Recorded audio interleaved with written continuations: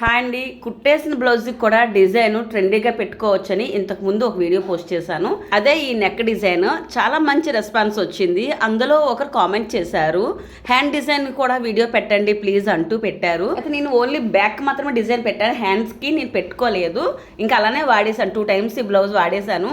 అయితే hand design అడిగారు కదా, సపరేట్ ఇంకేదో ఎందుకని ఇదే బ్లౌజ్ హ్యాండ్కి కుట్లని విప్పేసి దీని మీద డిజైన్ అయితే చేశాను.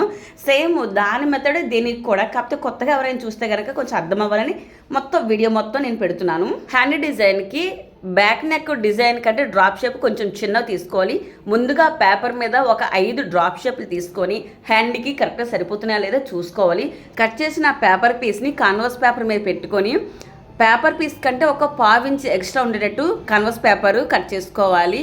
అదే కాన్వాస్ పేపరు లైనింగ్ పీస్ మీద పెట్టి మరొక 1/4 ఇంచ్ ఎక్స్ట్రా ఉండేటట్టు లైనింగ్ పీస్ కూడా కట్ చేసుకోవాలి. ఇలాగ 5 కట్ చేసుకున్న తర్వాత లైనింగ్ పీస్ ఏదైతే ఎక్స్ట్రా ఉందో దాని చుట్టూ గమ్ము పెట్టుకుని కాన్వాస్ పేపర్ మీద ఫోల్డ్ చేసుకోవాలి. ఇలాగ 5 రెడీ చేసుకుని బ్లౌజ్ మీద కరెక్ట్గా పెట్టుకొని పిన్నిలు పెట్టుకొని కుట్టు వేసుకోవాలి.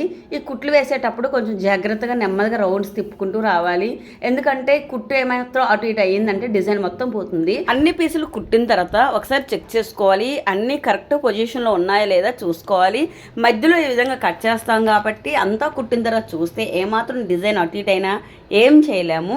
ఎందుకంటే మామూలు పీస్ డైరెక్ట్గా పెట్టుకుంటే అటు ఇటు సర్దవచ్చు, కాకపోతే ఇక్కడ మధ్యలో ఇలా కట్ చేస్తాం కదా, అందుకు డిజైన్ అంతా పోతుంది.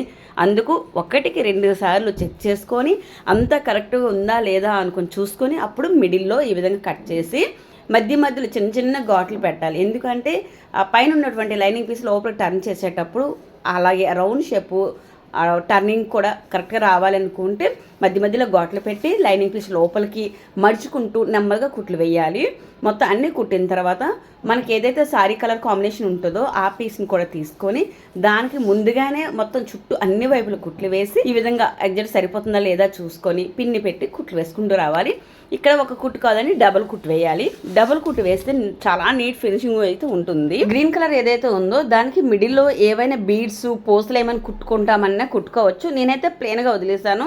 ఇంకా అడిషనల్ లుక్ కావాలనుకుంటే దాని మీద ఇంకా బీడ్స్ లాంటివన్నీ కుట్టుకోవచ్చు. ఫైనల్గా ఈ విధంగా రెడీ అయిపోయిన తర్వాత ఎక్స్ట్రా పీస్ ఏమైనా ఉంటే చూసుకోవాలి. మిడిల్లో ఒక బటన్ అయితే నేను పెడుతున్నాను. అక్కడ గ్రీన్ కలర్ బటన్ అయితే చాలా బాగుంటుంది, కాకపోతే నా దగ్గర ఏవైతే ఉన్నాయో అవే సెట్ చేశాను అంతే అండి. ఈ విధంగా డిజైన్ కుట్టిన తర్వాత మళ్ళీ హ్యాండ్స్ అయితే మళ్ళీ జాయిన్ చేశాను. ఇదే కాదు, పాత బ్లౌజులు ఏ ఉన్నా కానీ రౌండ్ నెక్ పైపింగ్ పెట్టిన వాటిని కూడా ఈ విధంగా క్రియేట్ చేసుకోవచ్చు. ఇలాంటి ఓల్డ్ బ్లౌజ్ న్యూ ఐడియాస్ కోసం మన ఛానల్ సబ్స్క్రైబ్ చేయండి. ఐడియాస్ నచ్చితే లైక్ కూడా చేయండి.